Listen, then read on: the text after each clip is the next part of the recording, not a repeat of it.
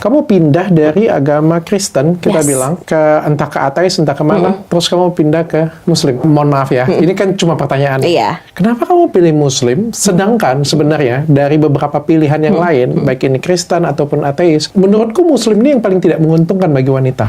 Saya aja pas pertama, saya tuh menolak yang namanya pakai hijab. Itu yang paling saya tolak ya. The point proof, makanya pas pertama saya bilang salah satu kurangan kita like hijab, right? Because I feel it myself. Saat saya merasa, saya tuh bahkan sampai ada pernyataan kayak begini. Ngapain saya keluar pakai hijab? Akhirnya diberikanlah sebuah solusi. Dimana cukup istrimu 1, 2, 3, hingga 4. Tapi jika Anda bisa berbuat adil, dimana itu nggak mungkin. Manusia itu kita nggak bisa berbuat adil. Kita jangan lihat anak pertama, anak kedua ada yang nggak kayak tidak adilan. Padahal itu anak kita loh, dari daging kita. Itu tidak adil. Karena itu sifat manusia. Kita tuh memang punya hasrat dan keinginan yang kita. Tapi Jesslyn Thea Lestari, akhirnya setelah di reschedule 2 kali atau 3 kali ya? Ketiga kali. 3 kali ya, akhirnya kita ketemu juga. Aku bacain dulu ya. Oke, siap. By the way, nama kamu bagus banget dong. Jesslyn Thea Lestari merupakan mualaf yang sebelumnya merupakan seorang ateis. Jesslyn telah 7 kali dibaptis. Ini mualaf, tapi sebelumnya 7 kali dibaptis. Jadi ini Kristen ya. Yang dulunya seorang pemusik di gereja yang menurutnya agama terdahulunya tidak masuk logika. Agama mana sebenarnya yang masuk logika? Sepertinya agama dan logika itu harus dipisahkan sih. Dari pengakuannya, Islam adalah agama yang membukakan mata untuknya sebagai manusia untuk tidak hidup sembarangan. Luar biasa. Thank you sudah datang ke sini, Jesslyn. Ya, dan katanya ini Ko Felix Xiao versi wanita. Sudah pernah ketemu dengan Ko Felix? Belum, tapi kita lagi usahakan nih jadwalnya. Karena Ko Felix kan jadwal luar biasa padat ya. Kenapa? Kenapa orang ngomong kayak gitu? Kenapa kamu mau ngomongin Ustaz Felix Xiao? Sebenarnya kalau jujurnya sebelumnya pas sebelum saya mualaf, saya nggak terlalu kenal namanya Ko Felix Xiao yang mana. Oke. Karena kan saya lebih banyak dengar dari, saya tuh bisa masuk ke mualaf ya, short story-nya itu saya dengar debat. Dari debate itu, ya interested lah. Saya baru ngeliat nih, oh pemuka agama Islam itu sebenarnya clever, intelligent banget nih. Dulunya tuh menurut aku, ya aku nggak pandang sebelah mata, tapi ya they are not on the table lah. Jadi nggak mungkin aku lihat juga, bahkan lebih parah kayak dibanding pandang sebelah mata ya. Nah, jadi tiba-tiba sekali misalnya aku udah mulai masuk mualaf, and then the first time dimintain, oke, tolong mintain dong kesaksianmu, kenapa, why you could be mualaf gitu loh, kan Cindo, lu Cina, cewek juga kan alone, tiba-tiba mau mualaf, aneh kan? Nah, baru aku ceritain, ternyata disamain dengan Ustadz Felix Xiao ya. Barulah saya cari, saya searching Ustadz Felix Xiao tuh yang mana ya? Saya nggak tahu gitu, semua orang bilang saya versi perempuannya, tapi saya nggak tahu Ustadz Felix Xiao bentuknya gimana. Akhirnya baru I look, jadi mungkin dengan cara, mungkin retorika or how the way we talk a little bit similar ya, ada similarity dari itu. Tapi kalau kemampuan agama ya jelas enggak, karena kan saya baru masuk Islam ya, pasti no. Tapi dari eloquence-nya, dari how we talk. Oke, kita akan tanya-tanya adiknya Ustadz Felix Xiao. Tapi umur berapa? Saya 24 tahun. 24 tahun? Oke. Sudah nikah? Belum. Oke. Sudah ta'aruf? Masih gagal. Masih gagal ta'aruf. Iya. Berapa kali? 3 so far untuk 3 kali gagal? Iya, 3 kali gagal. Wah, kenapa coba? Ya, pas chat nggak lolos aja sih. Siapa yang menggagalkan ini? Panitia, peserta sana, atau kamu yang menggagalkan? Ada yang saya gagalkan, ada yang udah kita tiba-tiba silent, and then silent mode terus disappear. Ada juga dari saya yang saya kayak lebih bagus kamu nggak ngomongin saya deh, ntar kamu sakit hati. Ya, ada juga yang begitu. Nah, ini jadi worry-nya kamu nggak sih? Kalau kamu tuh ngomongin dia, Ko Felix Xiao versi wanita. Kita sama-sama tahu Ko Felix Xiao bagaimana ya. Orangnya cerdas, orangnya dominan. Dan aku ngomong dengan kamu, aku nggak tahu sampai di mana logiknya kamu. Nanti kita akan bertanya, dan di bagian akhir mungkin akan lebih kelihatan. Tapi paling nggak sampai detik ini aku ngelihat kamu juga dominan orangnya. Alhamdulillah, emang I'm quite dominant because basicnya aku debater ya dulu ya. So, we always like to search for the loopholes to find out the truth. Selalu begitu. Ya, kamu juga orangnya cerdas, terlihat dari cara kamu berbahasa, terus juga dari background pendidikan kamu, pemikirannya kamu. Nah, pernah nggak sih ada ketakutan kalau misalnya kamu nikah? Kan kalau di Islam ini kan Iya, oke. Kita harus patuh ya kepada suami ya. Yes. Ya kan nggak semuanya dianugerahi suami itu yang cerdas, Betul nggak semuanya dianugerahi suami yang bijaksana, yang tidak semuanya dianugerahi suami yang juga bisa memimpin lebih baik. Yes. Nah, kayak gimana kalau misalnya nih, ini misal ya, Iya. dari semua lini tadi lebih bijaksana, lebih cerdas, kemampuan berpikirnya, kamu lebih semuanya daripada dia. Kayak gimana coba? Nah, kalau dari aku persepsi namanya kita membangun bahtera rumah tangga ya. Saat kita mau menikah itu, saat kalau misalnya kita dominan, kita kan sama Cindo ya. We believe bagi saya believe dengan yin dan yang. Jadi, karena saya sangat amat dominan, saya harus mencari pasangan yang bisa merepress saya. Karena kalau misalnya saya terlalu dominan, terus saya mencari pasangan juga dominan, itu akan perang dunia setiap hari. Betul. Jadi saya harus mencari pasangan saya. Mungkin saya yang-nya saya tuh harus disesuaikan, distabilkan. Harus memang ada pasangan saya, bukan berarti dia kurang bijaksana atau kurang wise ya. Saya kebijaksanaan, kewisean itu kan persepsi semua orang berbeda. Tapi yang saya butuhkan adalah bijaksana untuk meng-tame saya. Oke. Jadi harus bisa menaklukkan saya. Ya. Tapi menaklukkan saya juga karena saya orang yang mungkin dominan, mungkin sulit untuk ditaklukkan. Susah untuk ditaklukkan, malahan dengan cara mungkin you're being very soft gitu loh. Oke. Jadi melengkapi hal yang saya tidak punya. Kan pasti saya nggak punya, ada beberapa hal. Kayak some people very dominant. Kita tuh nggak punya hal kayak yang kayak surrender, ya sudahlah kita agak mengalah, atau kayak oke, kita menghadapi sesuatu hal tuh tidak selalu kita tuh harus harus superior kan. Mungkin kalau dari sisi saya pinginnya superior. Nah, saya harus membutuhkan pasangan atau imam yang bisa memberitahu saya bahwa superiority is not everything. Oke. Cari jodoh dalam keadaan lurus saja, yang seperti kamu sebutin tadi itu susah. Susah banget. Apalagi kita ngomong ta'aruf nih. Tapi itu first experience saya juga, saya baru jalan ta'aruf ya. Saya mikir lah, ini sih susah banget sih. Ini sama kayak interview karyawan. Interview karyawan. Tapi kayak gini, kalau interview karyawan kan kita kan cuma kelihatan luarnya aja ya. Betul nggak bisa lihat dalamnya. Betul. Apalagi kan kamu kan bukan wanita pada umumnya. Wanita pada umumnya kan mungkin lebih penurut, lebih ikut suami. Tapi kan kamu cukup dominan ya ngomongnya. Kayak gimana kalau kamu ketemunya ta'aruf, ketemunya dominan? Ya mau nggak mau langsung digeser. Udah nikah nih. Waduh, udah nikah. Udah nikah nih. Ta'aruf nggak ada yang tahu kan. Begitu kamu dominan, rupanya dia juga dominan. Nah, itu juga dari sisi saya ta'aruf itu saya tidak benar-benar. Ta'aruf itu kan ada sistematikanya ya. Sistematika yang jelas ya, 100% like what. Saya tuh lebih ke sistematika di mana saya ta'aruf, tapi saya pingin tahu nih orangnya. I will give him some tests yang bisa melewati saya dulu.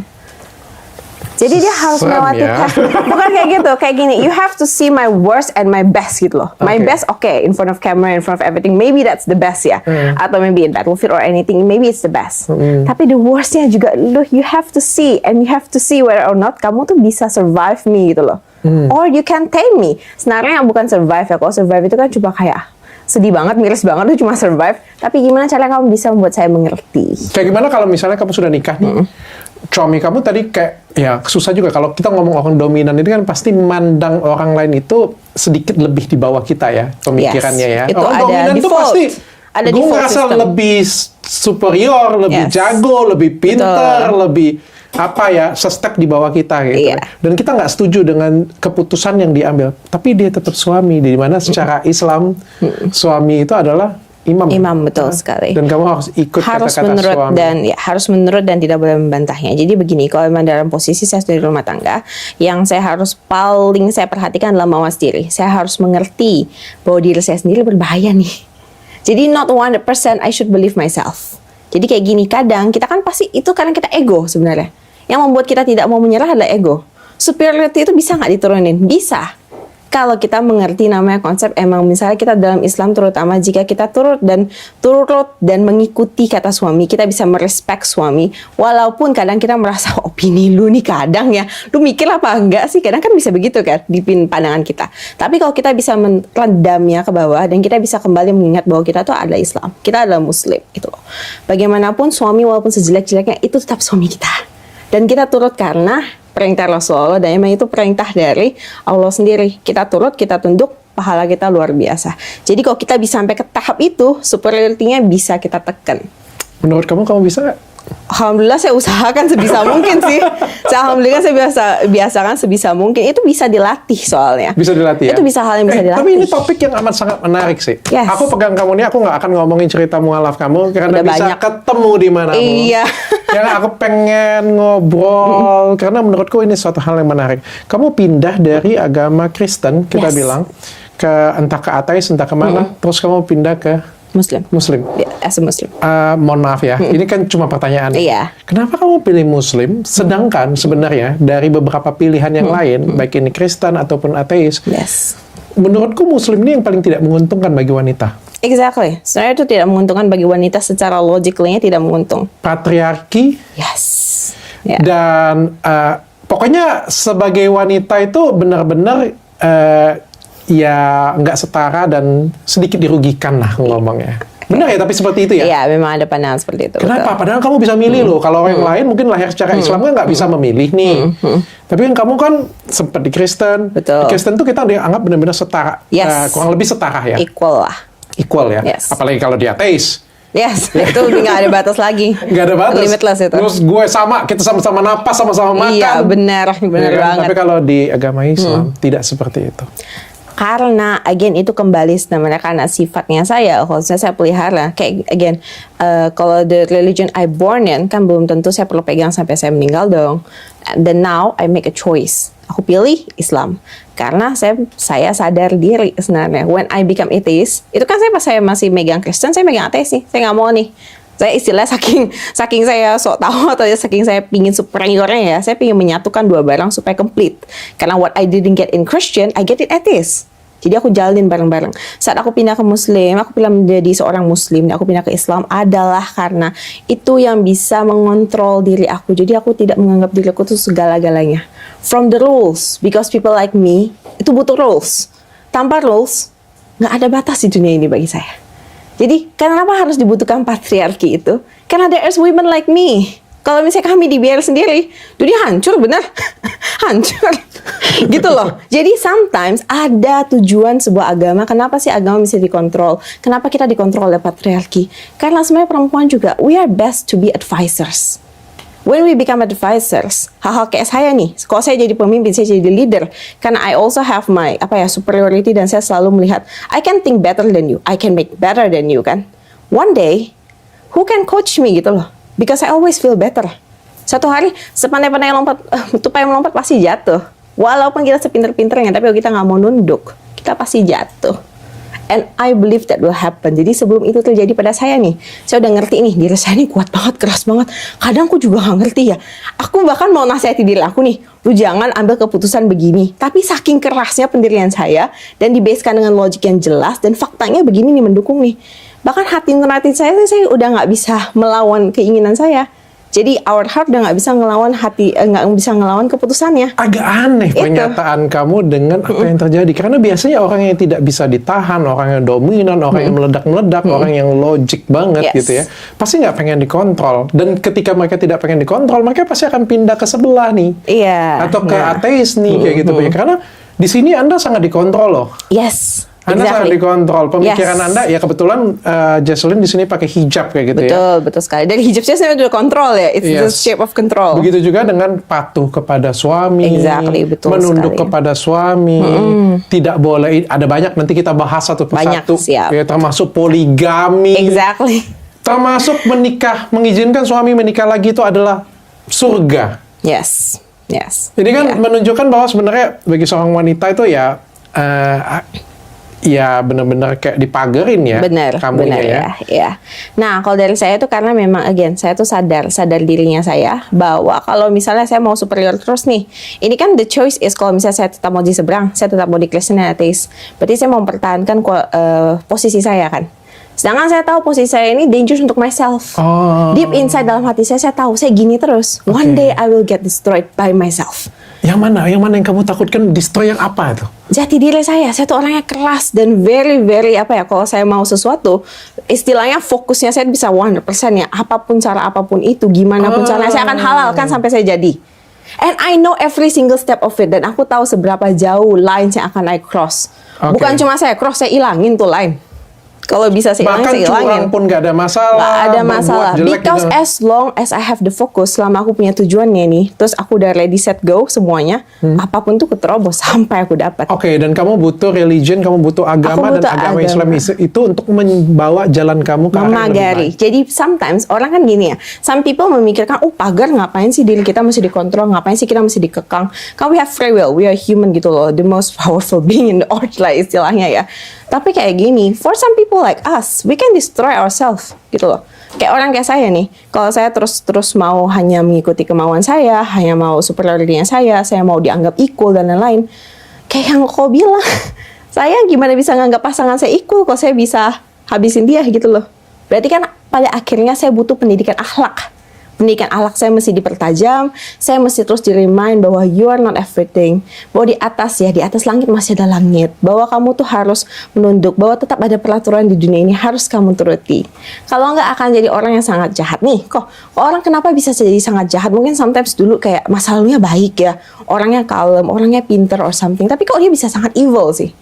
It doesn't happen suddenly gitu loh. Mungkin mereka tuh punya tahap-tahapan di mana mereka bisa insyaf ya, mereka bisa sadar diri. Tapi mereka menolak. Mereka mementingkan, yang penting saya dapat kemauan saya. We only live once, right? Tapi kayak gitu, saya melihat the other side of it. Okay, we only live once. We get everything we want. With what cost gitu loh. There is the cost of everything. Nah, saat saya sudah mulai sadar di Kristen tuh saya udah mulai agak benar-benar lainnya udah hampir hilang nih. Istilahnya hati nurani saya tuh sudah mulai dikalahkan dengan logiknya saya ya. Kayak logically, betul kata correction. Lu jangan pindah, rugi kalau pindah. Logically begitu kan. Tapi deep down inside, I know kalau aku nggak pindah, I will destroy myself one day. Oke. Deep down aku ngerti itu. Dan selama aku masih punya sedikit, ini perbandingan saat aku pindah itu tuh 50-50 kok. Jadi nggak 100% langsung kayak 100% Islam. Bohong, itu nggak ada. Itu 50-50. Pasti awalnya 50-50, terus lama-lama jadi 60, Awalnya malah bukan 70. 50-50. Awalnya, nggak sampai 70 malahan kok. Jadi ini kan 50-50, ini 50% ateis and Christian, ini 50% Islam. Kita tahu Islam udah good nih. Kita udah dapat buktinya, dalil, everything kita udah tahu. Ini 50% yang ateis and Christian masih bilang, lu ngapain repot-repot, Cong? Kayak ini tuh menyakitkan kalau sekali lu pindah. Tapi dalam 50% kita, hati kita tuh tahu, ini kayak, ya ini tuh egonya saya. This is my ego gitu loh. Jadi saat 50% of my hati nurani udah menjawab, oke, kuatkan diri aja. Barang itu ada proses. Kalau melakukan hal yang tujuannya baik itu, ada cost-nya juga. Sama juga when you do something bad, ada konsekuensinya juga. Tapi kan masalahnya adalah tujuan lo apa? Apakah konsekuensi ini worth it untuk ditembus, untuk meraih tujuannya saya? Nah, setelah saya timbang, ternyata konsekuensi masuk Islam itu jauh lebih tinggi dibanding saya mempertahankan nih hidup saya seperti ini. Oke. Hidup saya yang sebelumnya saya udah bisa mempetakan ya. Istilahnya bukan kita bisa see the future, tapi kita bisa mind maps kan. Berdasarkan dengan kelakuannya kita, historinya kita, what we ever did, pencapaiannya kita, and what we, apa harga yang kita bayar untuk mendapatkan itu. Kita deep down kita tahu nih. Nah, saya berdasarkan logika itu, ini cuma nembus 1%, 2% kok. Oke. Jadi nggak nembus banyak. Aku pengen ada cerita sedikit. Jadi Yes. ada sedikit perbedaan antara laki-laki dan wanita kalau misalnya di agama Islam ya. Yes. Salah satunya itu ada dosa istri terhadap suami. Dan ini pertanyaan lah ya, pertanyaannya. Oke, Contohnya siap. kalau misalnya berzina dengan laki-laki lain ya. Kalau laki-laki berzina dengan wanita lain juga sebenarnya dosa juga Benar. ya. Salah satu mungkin dosa yang paling aku highlight ini itu termasuk dosa istri loh. Yes. Menolak suami yang mengajak berhubungan. badan, betul. Iya. Itu dianggap dosa. Iya. Kalau misalnya surganya istri itu ada di suami ya. Jadi harus patuh terhadap suami. Betul. Kalau misalnya suami mengajak berhubungan intim, harus mau. Aku nggak tahu dosa nggak ya. Kalau suami menolak hubungan intim dengan istri itu dosa nggak ya? Harusnya saya kalau aku belum belajar soal bagian suaminya ya, tapi kalau aku belajar di bagian istrinya adalah kita dosa di bagian istri jika kita menolak. Oke. Karena again kan dosa istri itu ada yang ditanggung oleh suami jika misalnya suami sudah Kecipratan memperingatnya juga kita. dia. Ya, jadi kalau misalnya suami kita udah tahu, tapi suaminya harus peringatin dulu ya. Jadi jangan sampai yang kayak benar-benar nggak Mau diketahui berhubungan? nih. Kalau nggak dosa loh kamu loh. ini berhubungan atau transaksi sih sebenarnya? Tapi Nah. gimana kalau misalnya si istrinya itu lagi nggak mood. Kan kita kan kadang nggak mood. Betul. Jadi hal seperti itu tuh lebih kayak begini. Kan memang kita sebenarnya tidak boleh menolak. Tapi kita bisa memberikan understanding gitu loh. Jadi jangan ditolak mentah-mentah atau something, misalnya istri dalam posisi ya tidak terlalu sehat, tidak terlalu fit. Itu nggak dosa harusnya untuk kita menolak. Tapi juga bisa kita Kalau menolak lagi dengan nggak mood. niat. Kalau dengan niat gak mood, ya beresin dulu moodnya. Berarti boleh nolak Astagfirullah. dong. Ya kan gak harus ditolak 100%, bisa ditunda. Ataupun Tunda bisa besok. Ya tunda sama aja besok. tolak gitu namanya. Itu mah namanya nolak juga. Enggak, beda dong. Beda kalau misalnya penolakan kayak benar-benar kita tidak mau dan melakukannya sama sekali ya. Tapi itu masih dalam persepsi aku ya, karena aku masih ngertinya sampai ke basis di mana karena dosa kita tanggung kan. Itu kenapa ada hal-hal seperti ini. Tapi kalau misalnya penolakan juga basically ya karena memang kita sudah suami istri, why not gitu loh. Sometimes kalau misalnya kita nggak mood dan apa, misalnya kita terkadang melakukan dosa, oke, kita tolak nih sekali kan. Nah, tapi jangan dijadikan kebiasaan. Jadi tuh sadar diri, oh nggak boleh nih gue sering begini, karena ini juga bagian dari kita tidak patuh dengan suami. Karena kita manusia tidak sempurna. Jadi kita nggak mungkin kita bisa 100% ngelakuin, oh setiap hari nih, sepanjang tahun kita menikah nih. Maunya setiap hari. Iya kan. Misalnya. Hiper kan. Nah, kalau udah masalah hiper itu ada permasalahan di bagian suaminya nih. Mesti kita beresin ini. Nih suaminya misalnya minumnya gatal kocok. Dia maunya sehari 3 kali. Nah, itu. Nih aku cerita kayak gini ya, kita masukin ya. Siap. Lo deh jadi bini istrinya. Jocelyn jadi istrinya. Yeah. Logic, thinking, pinter, cerdas. Dapat suami agak bego pula, mau kondo. Tapi harus hormat dong. Iya, Harus betul. hormat kan peraturannya seperti itu. Betul, Kan? iya. Harus hormat. Belilah dia Gatot Kacanya Dr. Richard. Dia minum sehari 1 kali, dia minta sehari 3 kali, di mana kamu pun lagi nggak mood. Dosa loh. Iya, betul. Itu dosa, Ya, kan? kayak gimana Nah, tuh? itu dosa. Habis dia misalnya melakukannya. Oke, kalau misalnya kamu mau patuh sekali, sebenarnya kan kepatuhan kita mau dosa atau enggak tergantung kita dong. Niatnya kita kan. Nah, kalau misalnya menurut kamu juga mencukupi, kamu juga sama agak gila dengan dia, oke, kamu penuhin. Tapi Oke. habis itu kalau yang kamu tidak terima, bawa ke dokter. Bawa ke something gitu Dosa untuk loh. diiniin. Dosa. Menolak Tidak suaminya. ditolak, tidak ditolak dulu. Kamu lakukan dulu, habis kamu lakukan. Nah, habis itu kan kamu lakukan kan. Kamu insyafin dia dulu, kamu bawa ke dokter atau bawa Dokter ke sudah something. cek, kata Sudah dokter dicek. itu bagus, daerahnya cukup Sehari baik. 3 kali. Iya, namanya juga masih suami muda ya. Ya, masih suami Bergelora. muda Yang penting ya. kan dengan istri. Iya, katanya. yang penting dengan istri. Ini obatnya juga bagus banget katanya, nggak buat deg-degan. Nih gimana lo? Nih, ini tergantung kemauannya kamu. Kemauan kamu lebih tinggi untuk menurutinya atau tidak. Kalau Berarti di aku, boleh menolak dong. boleh menolak, tapi kan kamu tahu dosa. Oke. Nah, kamu sadar Nah, kan di itu part dosa. ini sih aku yang nggak Gitu. begitu apa ya. Nggak begitu make Kalau sense ya. menurutku tuh ini adalah kewajiban suami dan istri. Betul. Ini menurutku ya. Betul. Menurutku ya. Ini adalah kewajiban suami dan istri. Sebagai orang istri juga kan ya namanya dilakukan sama-sama suka, sama-sama Yes, senang sebenarnya yes. ya. Sama-sama Yes. tahu juga ya. Benar. Tapi kalau misalnya ditulis jadinya kayak patriarki banget gak sih jadinya? Iya, jadi sepertinya patriarki banget. Tapi again kan kita mesti mengetahui bagaimana kenapa nih mesti sampai ada hal seperti ini juga. Kenapa misalnya kita juga dibilang untuk tidak menolak juga kebutuhan suami. Sebenarnya kan basically kalau kita masukin ke dalam bagian logik nih, karena itu kan part untuk menjaga rumah tanggaan kita. Bagian dari rumah tangga ini paling gampang lah. Kok rumah tangga? Kenapa sih cowok mau nikah? Untuk apa tujuannya? Enggak cuma itu sih. Ayo, Tapi perasaan istri juga itu salah satu keharmonisan dalam rumah tangga juga betul loh. sekali. Nah, jadi kan di Kalau sini main paksa-paksa nggak aja. boleh, enak aja main paksa-paksa. Jadi gitu. Jadi sebenarnya kenapa misalnya sampai tertuliskan? Karena juga di masa Islam itu dari sejauh so far I learn ya, memang menuliskan hal-hal juga yang memang terjadi dalam kehidupan kita. Memang suami membutuhkan ya sexual needs-nya lebih tinggi. Biasanya ya pada normalnya biasa lebih tinggi dibanding kebutuhan istri. Tapi suami sebagai istri juga harus menghargai. Jadi suami juga harus punya respect terhadap ya perasaannya kita juga.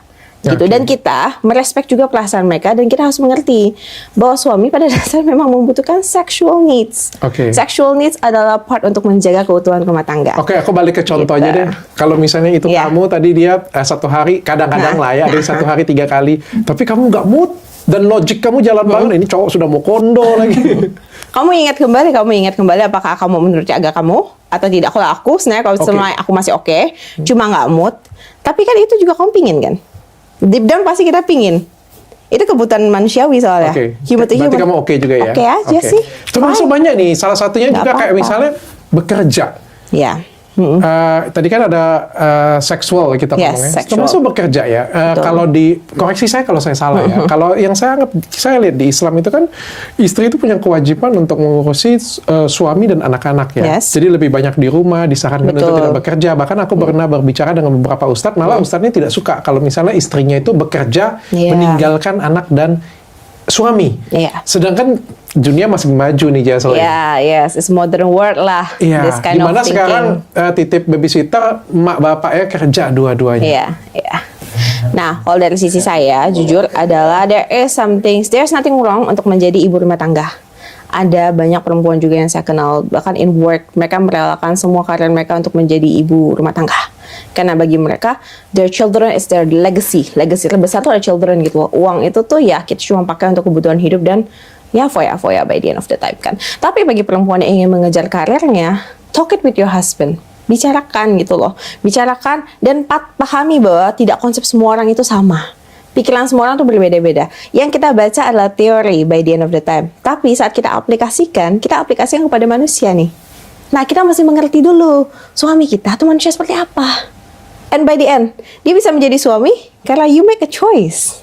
Right? If you make a choice, there's a consequence of that choice.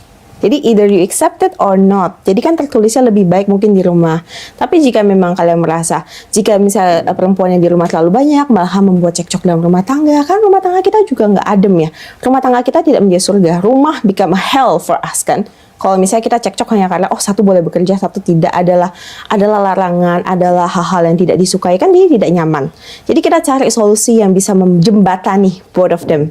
Apakah menjadi ibu rumah tangga lebih diperlukan? Apakah anak kita yang jauh lebih bagus mandiri?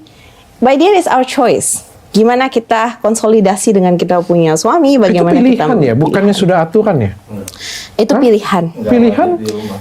Tidak wajib harus di rumah. Itu pilihan. Pilihan. Yes, it's a choice. Tapi kalau misalnya suami kamu, kan kamu dengan aktivitas kamu, Yes. mau berdakwah, mau berkarya, kan sebagai wanita juga kita nggak ngomong, ada orang yang passionnya memang anak-anak ya, Yes. keluarga betul. dan anak-anak ya, Betul. bahkan mereka rela meninggalkan apapun ya, itu kan passion mereka. Yes. Aku hargain itu. Yes. Tapi sebagai orang yang punya pikiran free will, Yes. nah, pasti kan ada juga yang aku punya cita-cita nih, Yes. aku pengen punya sesuatu yang pengen aku gapai nih. Jelas.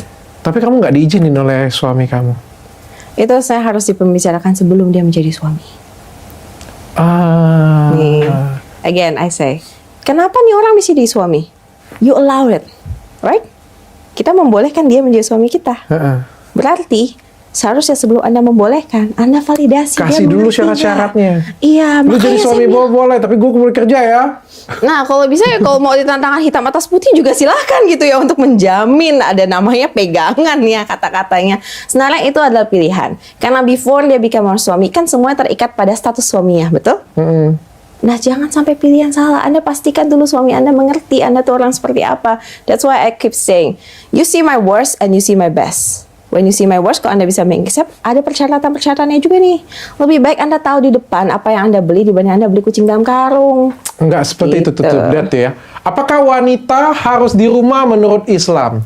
Jika tidak ada keperluan, ya perempuan diharuskan berada di rumah. Sebab keberadaan perempuan di dalam rumah menurut Ibnu Katsir pahalanya sama dengan jihad di jalan Allah. Perempuan adalah aurat. Jika perempuan keluar dari rumah, maka hilang kehormatannya. Setauku juga seperti itu sih. Setauku, yang kamu jelaskan tadi itu, Iya. koreksi aku kalau Yeah, salah ya, yes. itu agak sedikit lebih modern ya. Yes. Karena setauku aku ngobrol dengan beberapa ustadz, Yes. mereka punya pandangan itu benar-benar istri itu harus di rumah. Istri itu ya mengurus, koreksi aku kalau aku salah Yes, sekali yes. lagi ya, Iya. ngurus keluarga dan anak-anak. Ya, tapi itu bagian dari tafsir atau tertulis jelas dari di bagian Al-Quran. Aku bukan ahli agama Oke. sih, tapi yang Ya. kayak dari sekilas banyak Oke. ngobrol dengan ustadz yang ku anggap itu adalah seperti Tapi aku itu pernah dengar ya. juga sih, it's the same things ya. Kayak Ya. aku ada dengar dari ustadz-ustadz yang around women. Ini juga ada yang mengatakan tentang hal itu. Tapi begini, again, agama itu harus about It's to be okay. practicable ya. Itu harus be practicable di kita ya juga. Kalau misalnya diharuskan di rumah mengikuti ini, pastinya ya betul. Karena anak-anak adalah tanggung jawab ibu. Anak-anak itu majority will follow mothers gitu loh. Kalau misalnya without mothers, juga mereka akan kacau. Kalau misalnya mothersnya 24 hours di luar, nggak pernah ngurusin, mau jadi apa tuh anak? Itu anak kan gak gede sendiri ya. Tapi yang sama dengan ini, sekarang it's a modern world. Dan seperti kayak gini, untuk mengatakan dosa atau tidaknya juga, kita harus melihat capability-nya kita. Capability kita, apakah kita benar-benar bisa nih kita memenuhi. Misalnya dengan kita berada di rumah, benarkah kita bisa mendidik anak kita? Benarkah it's the best choice for your family? Benarkah itu memang pilihan yang bijak bagi kita? Jika memang tidak 100% benar, maka Anda bicarakan kepada Ustadz dan coba tanya dengan secara benar-benarnya. Bagaimana ini? Saya punya kondisi seperti ini, saya punya kondisi seperti apa, dan juga bicarakan dengan pasangan Anda. Karena by the end of the time, this is the theory. Nah, tapi kan kayak yang tadi aku tanyain, oh ini bagian Quran nggak? Ini bagian hadis nggak? Bagian mana? Nah, itu kita mesti pelajari. Itulah keindahannya Islam. Jadi kalau ada sesuatu yang membingungkan nih ya, jadi kita jangan langsung diklaim, waduh, berarti ini nih yang benernya nih, ini. Tanyakan. Karena Islam itu banyak ilmunya, dan ilmunya tuh dalam.